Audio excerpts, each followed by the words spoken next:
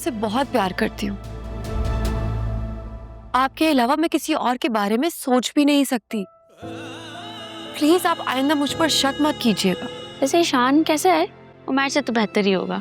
बकवास बंद करो अपनी, क्या बके जा रही हो? अरे भाई, अगर वो इतनी ही बड़ी बहू है तो क्या उसका फर्ज नहीं बनता कि आए मेरे पास, मुझसे पूछे कि मम्मी कोई काम है तो बताएं, क्या करूं आपके लिए? तुम मुझे अच्छे लगते हो, इसीलिए एक बेटी का बाप होने के बावजूद मैंने अपनी पसंदीदगी के इजहार में तुमसे पहल की। लेकिन बेटा, इस सारे मामले में बड़ों की रजामंदी तो बहुत जरूरी है ना। ऐसे क्या देख रहे हैं? अच्छी लग रही है। सिर्फ अच्छी? बहुत अच्छी।